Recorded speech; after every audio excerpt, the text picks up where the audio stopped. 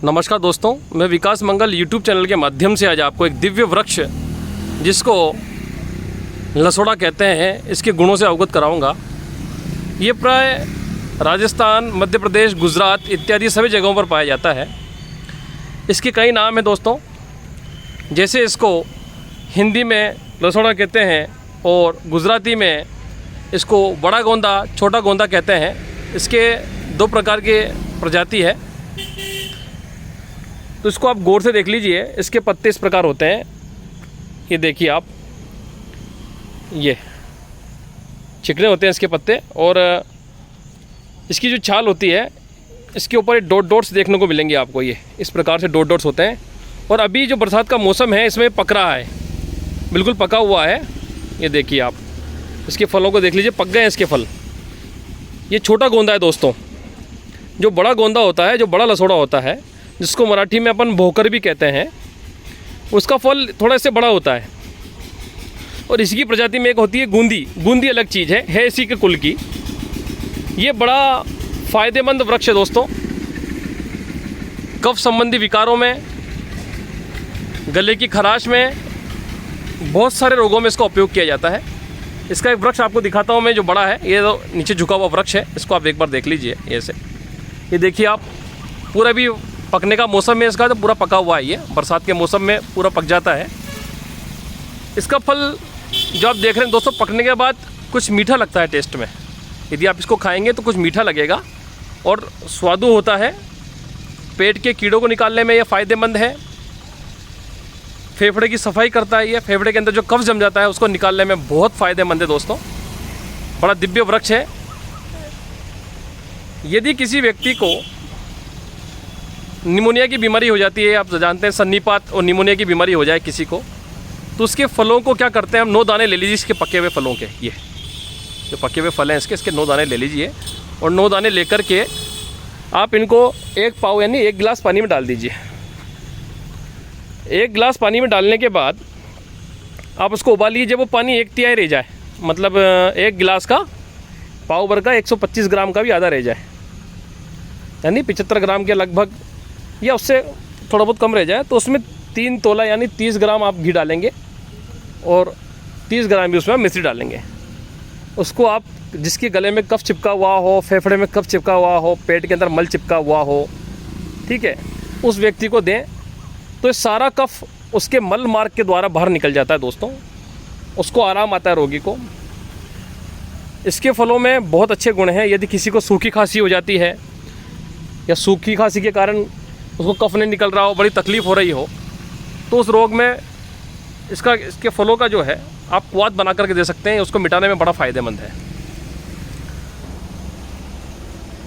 यदि किसी व्यक्ति को दस्त की तकलीफ़ हो जाती हो या दस्त लग रहे हो, जिसको हम अतिसार बोलते हैं, दस्त के रोग में इसके फल को सुखा करके उसके फलों का यदि चूर्ण आप देते हैं तो बहुत फ़ायदा करता है दोस्तों। उसके दस्त रुक जाते हैं, दस्त बंद हो जाते हैं उसके। बहुत दिव्य वृक्ष है। हमारी तरफ राजस्थान में, मध्य प्रदेश में, गुजरात इत्यादि सब जगह मिलता है ये, और बहुत ही गुणकारक है। कई प्रकार के रोगों को दूर करने की क्षमता इसके अंदर है दोस्तों।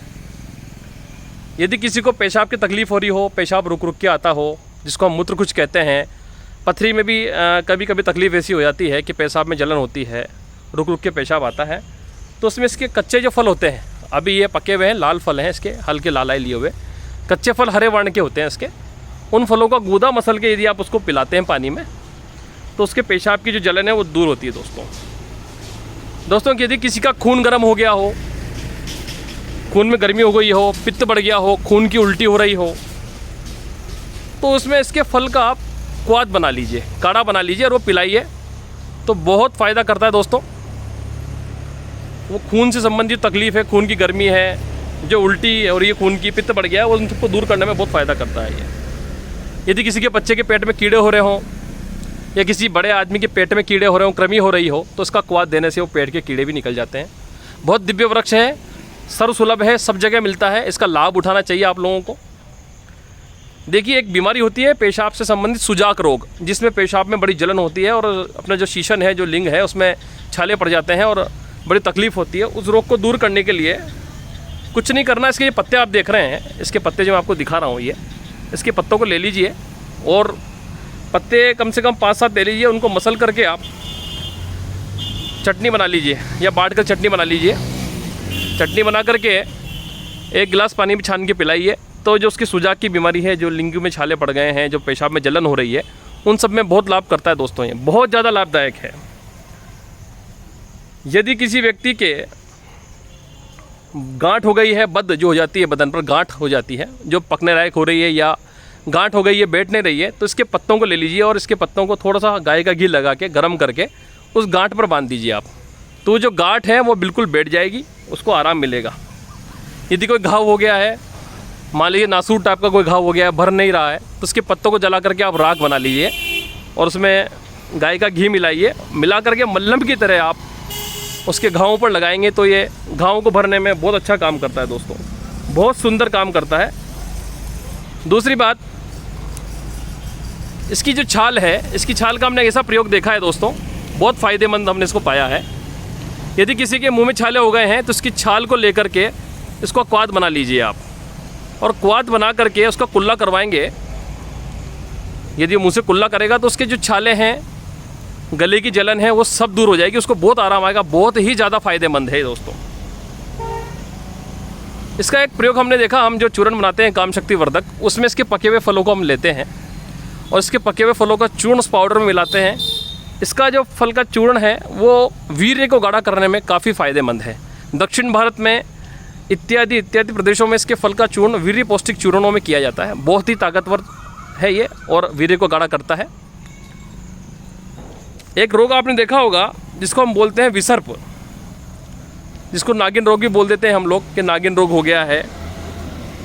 नागिन रोगों में भी ये बड़ा काम की चीज़ है। इसकी छाल को पीस करके, जिसको नागिन हो गई है, जिसको विसर्प रोग हो गया है, उस रोगी के बदन पर लेप लगाइए तो उसमें अतिशय लाभ देने वाली चीज़ है लसोड़ा। इसका एक विशेष तांत्रिक उपयोग मैं आप लोगों को बता देना चाहता हूँ। बहुत से लोग राज रखते हैं, मगर मैं राज नहीं रखता हूँ।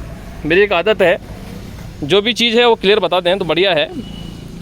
यदि किसी पशु के कीड़े पड़ जाएं पाँव में, अभी बरसात का मौसम है, देखिए यह पुण्य कर्म है, इसको हम सबको करना चाहिए। यदि किसी पशु के कीड़े पड़ जाएं, चाहे वो बकरी हो, गाय हो, भैंस हो, कोई सा भी जानवर के पाँव में कीड़े पड़ जाएं, तो आप इसकी लकड़ी का एक टुकड़ा तोड़ लीजिए, करीब 2 से 3 इंच का, ठीक है। उसको लाल कपड़े में लेकर के बांध करके यदि आप पशु के गले में बांध देंगे तो उस पशु के सारे कीड़े मर जाएंगे दोस्तों, पशु स्वस्थ हो जाएगा। ये मेरा अनुभूत प्रयोग है और इसके आप धन नहीं लें। लोग छुपा के रखते हैं औषधियों को, जबकि हमको उनके गुण प्रकट करना चाहिए ताकि लोगों को लाभ हो सके, पशु, मनुष्य इत्यादि सभी लोग रोग मुक्त हो सकें। ये मैंने आज आपको लसोड़े का वृक्ष दिखाया है।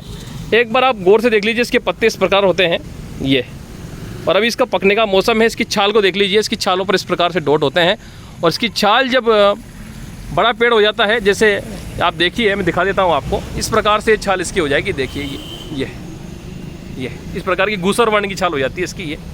ये इस प्रकार से, ये देखिए, इसके इस प्रकार से फल आते हैं पकने के बाद। ये पूरा वृक्ष है, 15-15, 20-20 फीट, 25-25 फीट का वृक्ष हो जाता है दोस्तों। तो आज मैंने आपको ये लसोड़े के वृक्ष से, इसको हम छोटा गोंदा और इसकी बड़ी साइज वाले को बड़ा गोंदा कह देते हैं, इससे अवगत कराया दोस्तों। नमस्कार, धन्यवाद।